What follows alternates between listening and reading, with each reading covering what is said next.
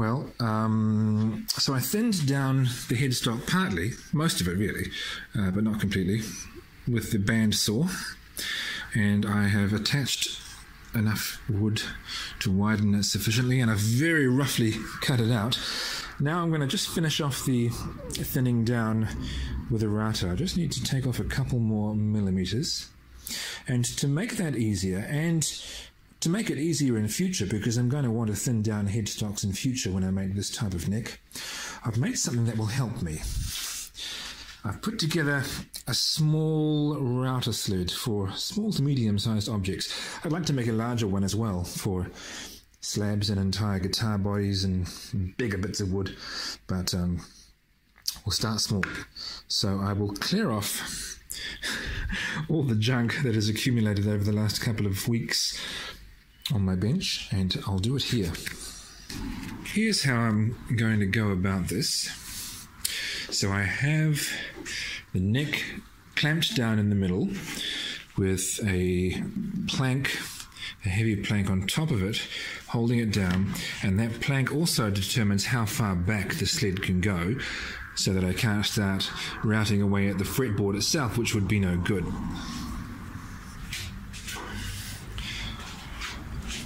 I've marked on the side of the headstock the maximum depth that I want to route, and I've lowered the bit to that depth and then set my depth stop, getting tongue-tied, so that it can't go any deeper than that. So I've got all my restrictions set in place physically so that I can't go too far back and I can't go too far down. That looks like it should work. Let's touch wood and see how we go.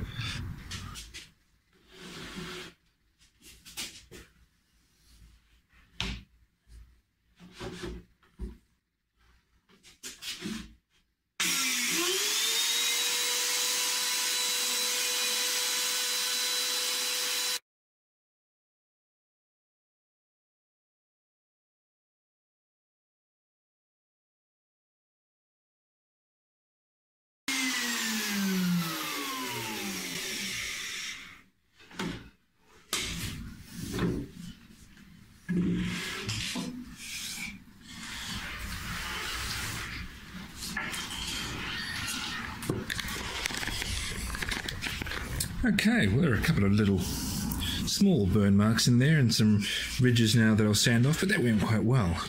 Yeah, it did pretty much what I had expected and hoped.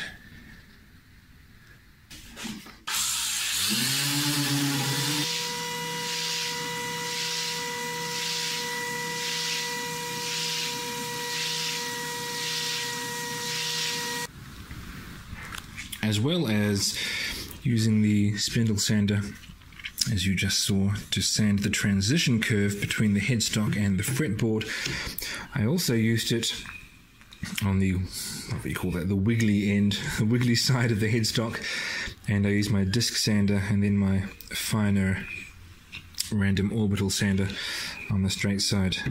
So now that's looking pretty good. What do we do next? Well, let's move on to sand the radius onto the fretboard and then put some frets in.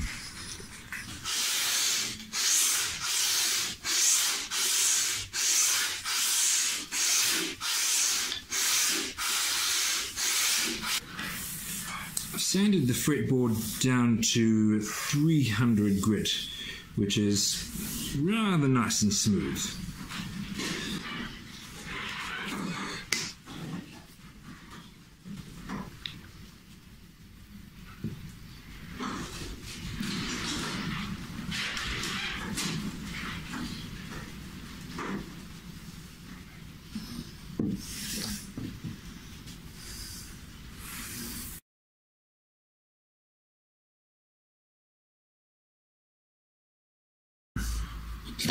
I've got little bits of cotton in the fret slots now.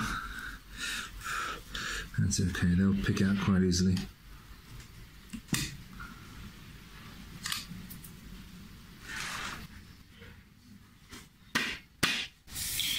Probably got a bit of oil in the slots as well, but that's okay, that'll dry up.